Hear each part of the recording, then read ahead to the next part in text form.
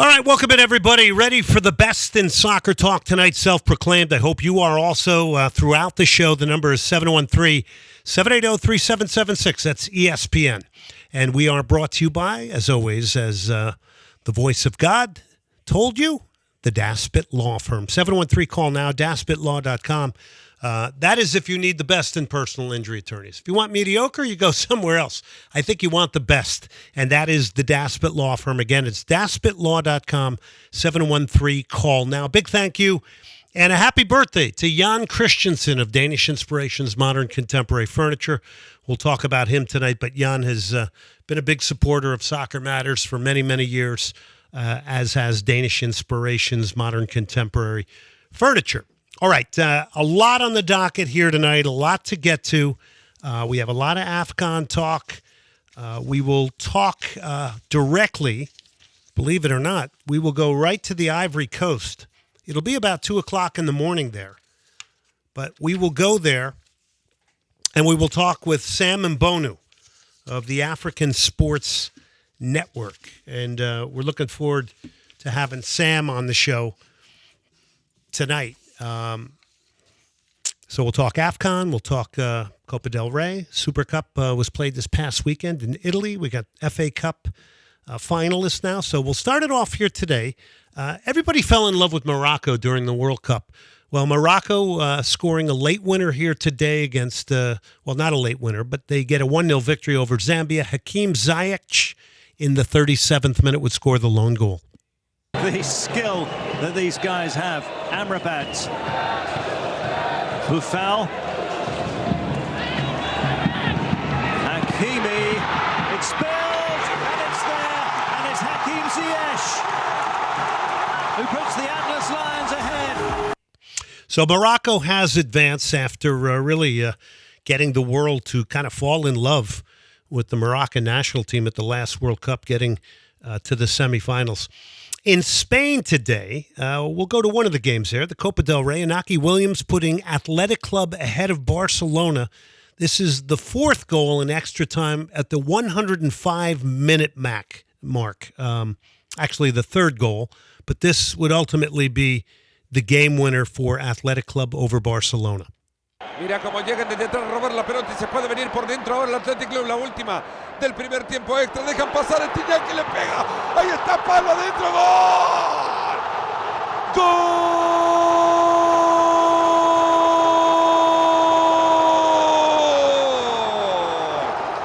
Del Athletic Club. Iñaki otra vez. Iñaki lo hace 3-2.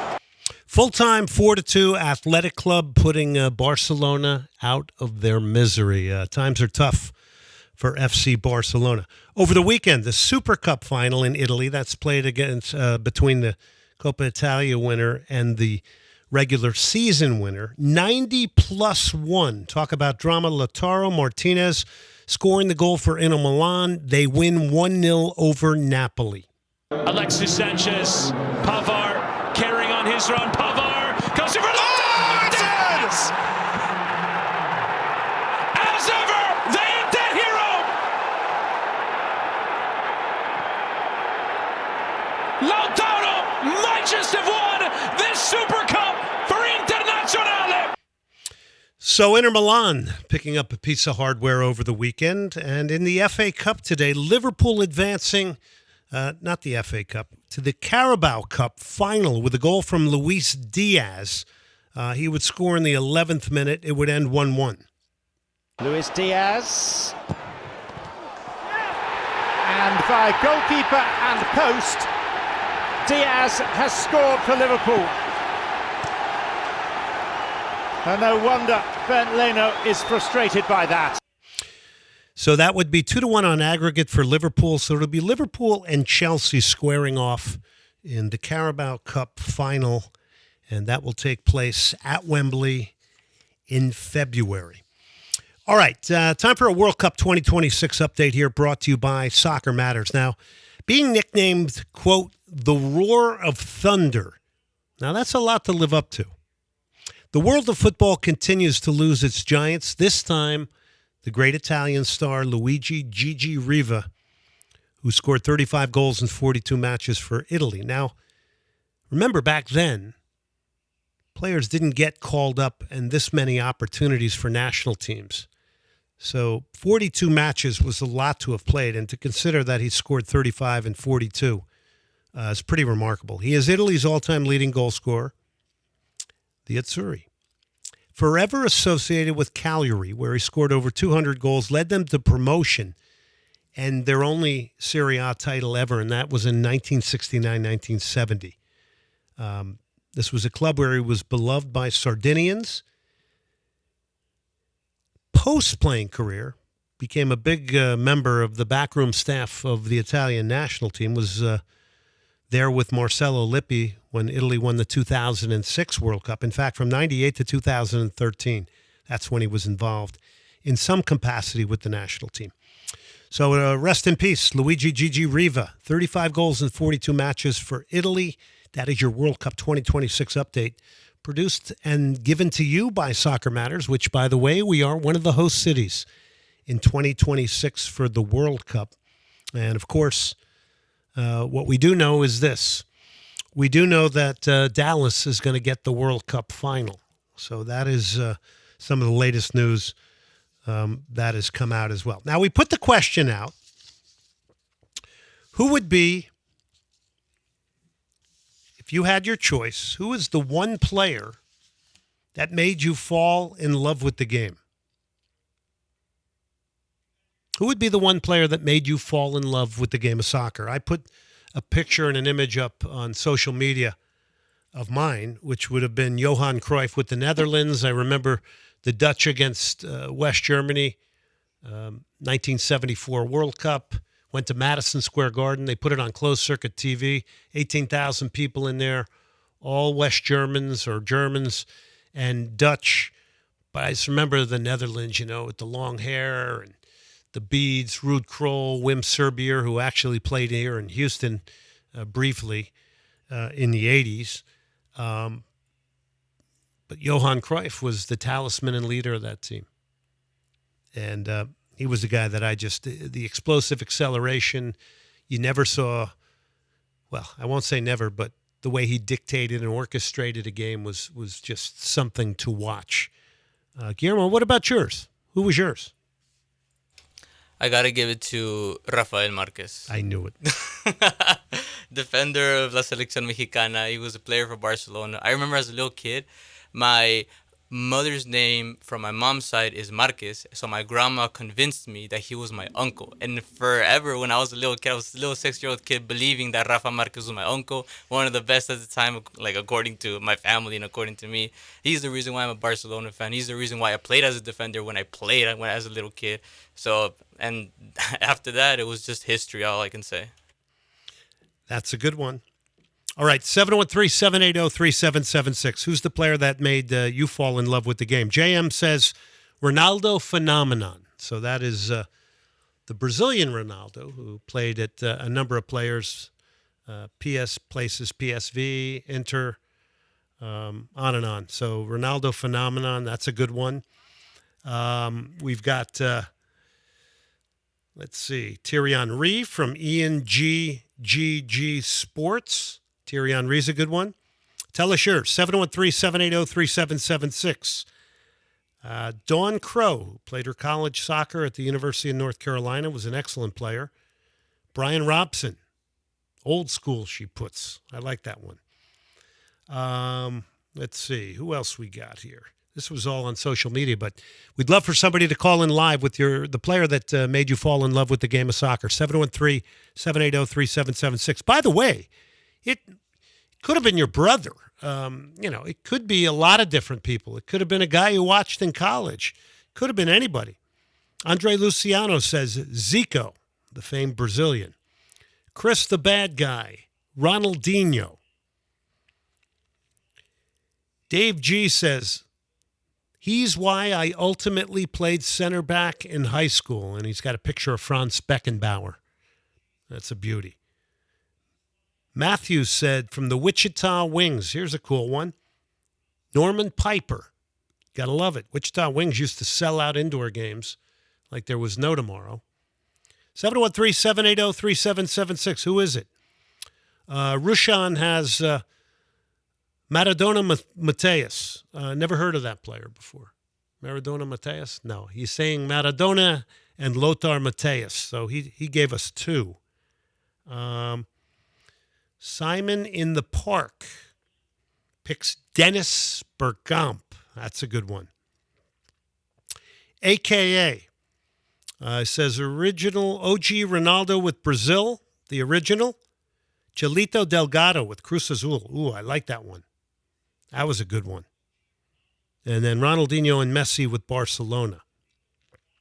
Habib says there are plenty of African players that are in the tournament now, the AFCON, that will sign for less money to come play in the U.S. Thought I would drop that one in.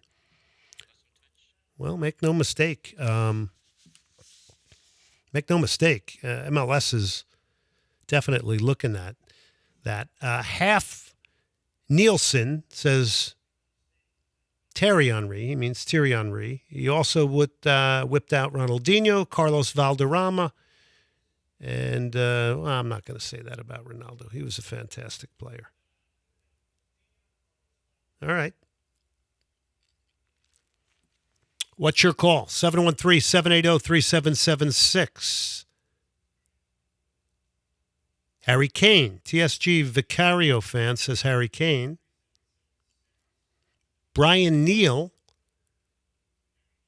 says Roy Keane of Manchester United. Stacey Allen Smith is with me. Cruyff. Let's see. Coach Jerem. He says the stars of the English Premier League during the early 2000s. My favorite was Steven Gerrard. How about that? He also tells us why. He said he could play the 6, the 8, the 10, even could put in shifts as a winger and a striker. I like that. John Pinella says the 1977 Chatham Township High School team. That was the team I was on. We were actually 22-0. There were two undefeated teams in the New Jersey State that year. Us and Steinert. The two teams combined basically for the state team with guys from Kearney as well. Dan Canner, who played in the NASL. Harry Dietrich, myself, a couple guys went pro off that team, but a ton of them excellent college players. A guy named Greg Dennis. All my friends growing up. We all went to Cosmos games as well. 713-780-3776. Of course, DJ says Pelé. We got Chris is goated with the sauce. He likes Ronaldinho. And let's go to the phone lines. George, I think, has a pick here. Who do you got, George? Sure. My pick is Jorge Hagi. Oh, what a beauty. Romania. Tell us a little bit about how. Are you Romanian, sir? Sometimes. He was the Maradona of the Carpathians, sir. I don't know if that comes with a vampire attachment, but he definitely was a legend, sir. I mean, some of the best 10s were probably in that 94 World Cup in the U.S. And they had those distinctive kind of yellowish-orange jerseys. That was a great team. Mention a couple of the other guys that was on that Romanian team in 94. Well, you had the famous Adrian. No, Mutu wasn't there. So you had who was at Chelsea at the time. You had Popescu, who was playing at Real Madrid after. You also had Ilie Dumitrescu, who also went and played in England, but then he got in trouble supporting women. But hey, yeah, that was a legendary team that lost to Sweden. Still hurts today. We could have been the top 4 in the world, but man, that was a tough Swedish team. And Georgie Hagi continues to be a big part of Romanian football right now. He's got a soccer school. He parlayed that into a first team where he moves the players to the first team. He also sells them to the other top teams in the Romanian first division. Well, sir, I'm very impressed. Your knowledge about Romanian soccer is the best. So, indeed, he is. I think the press kind of got to him. You know, today's society is all about, making excuses. But he pretty much said, I'm going to put my money where my mouth is, and got tired of being fired by incompetent owners. And he decided, you know what, I'm going to start my academy. sure enough, you put a team in the league. You got to come from the lower division, start in the fourth division, and you know what? 5 or 6 years later, they were playing in the Champions League. It's a remarkable story, and we need to get him on. But we're up on a hard break here with Desmond Decker and the Israelites. George, thank you very much for the phone call. Nice chat there on Romanian soccer. And I got a great friend in Houston named Bogdan Posad, who's Romanian, who's taught me a lot about Romanian football. So we appreciate that. All right, Soccer Matters ESPN 97.5 is brought to you by John Daspit and the Daspit Law Firm. 713-CALL NOW. 713-CALL NOW. DaspitLaw.com. We are very proud to have had John Daspit and the Daspit Law Firm here helping kick soccer off on the radio and being such a staple of the sport in our town. Also, by the way, LamontBrands.com. Go there, get your Soccer Matters hats, get your T-shirts there, all to support the 501c charity called the Snowdrop Foundation. We're going to come back here in a minute. We're going to literally go to the Ivory Coast live. It'll be about 2 o'clock in the morning over there. African Sports Network, Sammuel Mbonu, who has been attending a lot of games, doing a lot of interviews, is going to give us some thoughts from the African Cup of Nations now. And we will also come back and remind you who is advanced into the knockout stages. All right, Desmond Decker takes us to break. And you can also go to GlennDavisSoccer.com if you want to learn a little bit more about the host. We got a number of things to talk about here tonight, but we're going to start off with what I teased during that break, and that is, what are clubs doing transfer-wise over the last 10 years? And we're talking about the time period of 2014 to 2023. So it's essentially 10 seasons. Now, you might be surprised here about some of the things I'm about to say, and maybe you won't be. So let's start with the clubs that are doing the best when it comes to selling. Number 1, Lille in France. 420 million over that time period taken in. Pepe, Osimhen, Botman, a number of the players that have been sold. Number 2, Ajax in the Netherlands, 345 million. Manchester United was tapping into them, right, with Lisandro Martinez, Anthony, Frankie de Jong, another one that was moved by Ajax. So that reputation of developing players continues. RB Salzburg. Now, remember, Red Bull New York in Major League Soccer, Red Bull Leipzig in Germany, and Red Bull Salzburg. So Salzburg, 253 million. And guess who a lot of that was acquired from? Erling Haaland's transfer, right? So Red Bull Salzburg, they come in at 3. Number 4, Monaco, 237 million.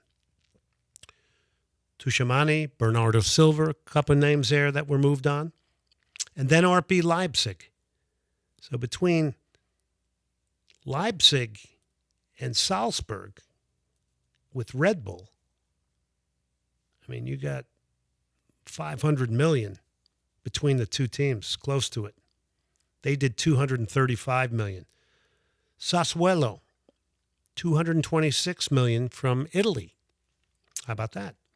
And then they're followed by Benfica, Atalanta, Eintracht Frankfurt, Sporting in Portugal, Hoffenheim in Germany, Genk in Bruges in Belgium, Atletico Paranaense in Brazil, Nordsjælland in Denmark round out the top 15. So those are the best at moving players and transfers and taking money in. And the clubs with the highest losses, I think you would figure this out because they're the ones with the big money, is Barcelona, 687 million. Put that in your pipe and smoke it, Guillermo, FC Barcelona fan. What do you think of that? I mean, I don't want to blame it on the previous owners, but there was a lot of money being splurged on some questionable players, and that's what I'll say to that. Yeah. Now, we have to remember, these clubs have all these other revenue streams, concessions, parking, merchandising, ticket sales. But this is strictly from the transfer piece of the business. Chelsea, 526 million. 3 biggest losses. Who do you think they include? Modric, Enzo Fernandez, and Caicedo. The three biggest, Jorginho, Pulisic, and Rudiger. The three biggest. Chelsea's had I mean, they were spending money like a drunken sailor, right? 713-780-3776. 713-780-3776. Arsenal comes in at number 3, $475 million. PSG, $447 million. These are the clubs with the highest losses. Manchester United, $357 million. Fred, Matic, Mata. Milan, $324 million. That's where Christian Pulisic is now, having a great season. Aston Villa, $279 million. Everton, $275 million. Liverpool, $271 million. Juventus, $238 million. And then they're followed by Crystal Palace, Real Madrid, Spurs, West Ham, Inter, Stoke City, and then a handful of Chinese teams that were playing in the Chinese Super League, which that was another very strange situation in China, all of a sudden splashing money trying to create a league. I don't think that's the way you do it. Saudi Arabia is trying it, and awful lot of guys not happy there. Benzema wants out. Jordan Henderson's now at Ajax. I think what I heard from Benzema was that, European team is going to, the minute a guy comes into their market and their team, they're going to do everything they possibly can from the standpoint of logistics, taking care of them, doing all the things you can do so that their focus is strictly on football. I don't think that's happening based on what he's saying with the players in Saudi Arabia. So in some ways, you're kind of on your own a little bit more. And I think a lot of the players don't like that. I don't think Benzema likes it. And you know what? The Saudis don't care. You know what? Go home. You can leave. Doesn't matter. We'll just take the money and we'll go buy somebody else. They don't care. So it's a little bit different, I think, over there. And I think culturally we had to think that some people wasn't going to work. 713-780-3776 tonight. 713-780-3776 tonight. We'll go again tomorrow, 7 to 8 Central Time. I've got the former Astros play-by-play man, very talented man. Bill Brown will be on the show. He's got a second book out. I might drop a Astros question or two to him. Might even put him on the spot and ask him what he thinks about the game of soccer. But that'll be fun. That'll be a little bit out of the box. We'll leave that for the final segment tomorrow night. 713-780-3776. So the Ivory Coast, as the host nation, only won 1 of 3 matches in group play. And, of course, they fired their coach, Jean-Louis Gasset, and replaced him with the former midfielder, Amers Faye. And if he'll be in charge in the knockout stages, they advanced as one of the fourth-place teams. Lamine Yamal, despite the fact that FC Barcelona was knocked out of the Copa del Rey, he became the youngest player to ever score in the Copa del Rey, 16 years of age. Miroslav Klose has stated that there is a lot of differences now between the types of players that are coming up through the system based on, obviously, when he did. And listen, you would think that, right? You would think that. Klose now, it's hard to believe, is kind of considered old school.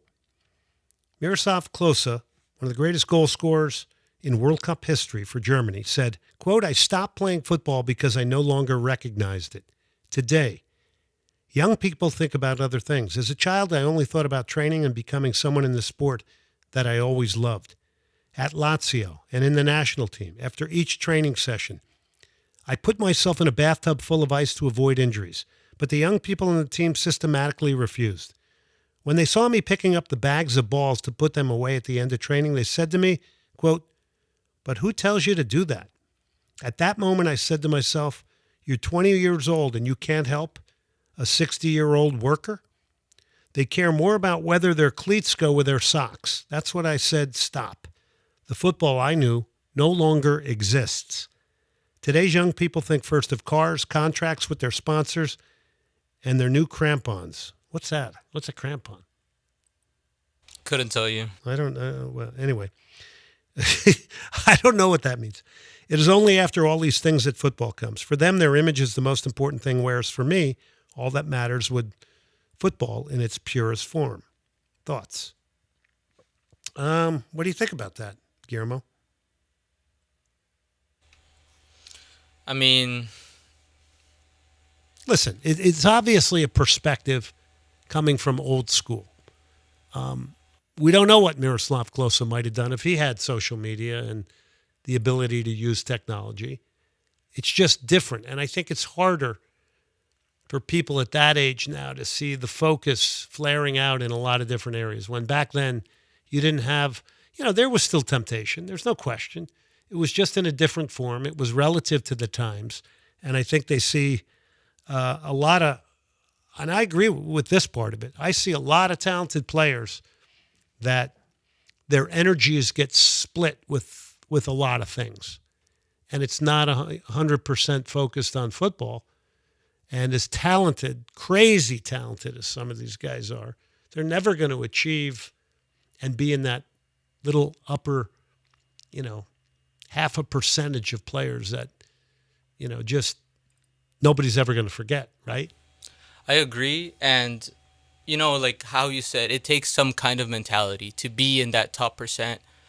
But at the same time, it's these players, these modern players, they're facing the same challenges that we are in the everyday society. It's just these cell phones, social media.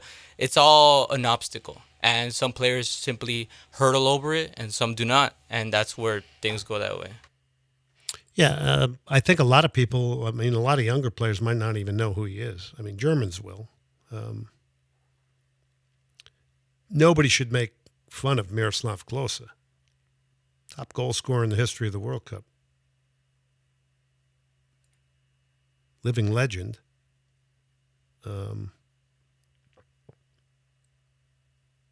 He was on teams with Philipp Lahm, Michael Ballack. That was a star-studded Germany team. But modernization of the game continues to go on. It's a lot about different things. I see youth soccer players. They have more gear than I had when I was in the pros. It's incredible. But things move on. Things get different. Things change. 713-780-3776. What's that?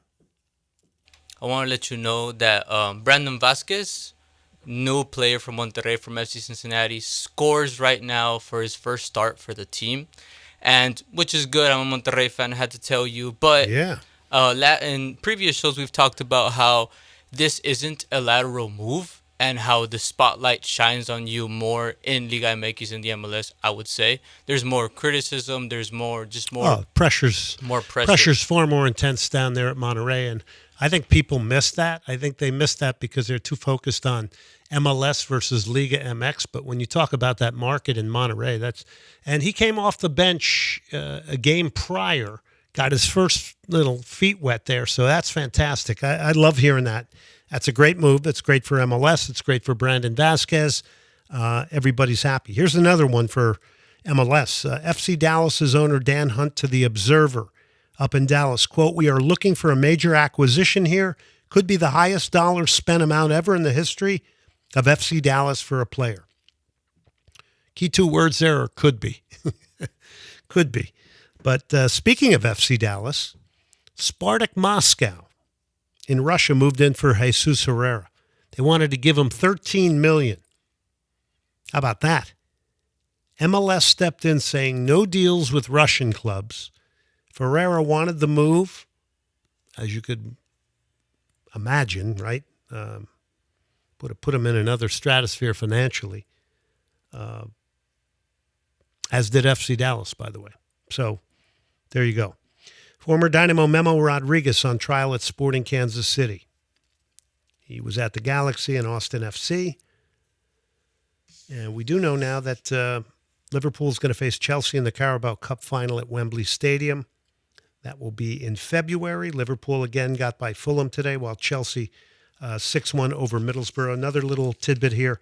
Mallory Pugh Swanson, who had the bad injury, did not get to go to the World Cup. Highly talented player, is now the highest paid player in the NWSL. Prior to that, it was the Dynamo's Maria Sanchez, which that was kind of surprising. But Mallory Pugh Swanson now, who, by the way, was coached as a youth player by Lorne Donaldson in Colorado. He's now the coach at Chicago, and he's her coach at the pro level, which I think is a pretty fascinating, pretty cool story. 713-780-3776 is the number to call in. All right, Chicharito going back to Chivas, 35 years of age. Question is what can he actually produce there? There's obviously going to be a lot of loves and hugs and kisses that he's going back to the club that helped to develop him. I think that's a great story. Remember his time at Manchester United. Here's Sir Alex Ferguson, his coach at Manchester United, talking about Chicharito. Chicharito, it's your old boss here. First of all, I want to congratulate you on your return to your old club, back to Mexico, where it all started, where I found you, signed you, and you were a great, fantastic player for us. You had a great career. I think now when you go back to your old club, you have an opportunity to add your experience and give your experience to all the players there. So, regards to your family, have a great time. More goals to come. All the best. Well, that'll be the question. Sir Alex posed it for us. He said more goals to come. We'll see how many more that comes. At Manchester United, he had 37 in 103 appearances, did the loan to Real Madrid. Then he went to Germany. He was an absolute, he was scoring like a goal every 2 games at Bayer Leverkusen. I don't know. I might have stayed there. Then he goes to West Ham, kind of slowed down there. Sevilla. At the Galaxy, 38 goals for Chicharito and 74. He's based on movement and mobility, so we'll see if he can get it back for Guadalajara and how much he actually does on the field. All right, that's going to do it tonight for us. Soccer Matters, ESPN 97.5, presented by John Daspit and the Daspit Law Firm. For producer Guillermo Lazo Romero, I'm Glenn Davis. Don't forget, subscribe, Spotify, Apple, Google Podcasts. Get the podcast. Give us the clicks. We need them. ESPN975.com. And until tomorrow night at 7 o'clock Central Time, remember, soccer matters.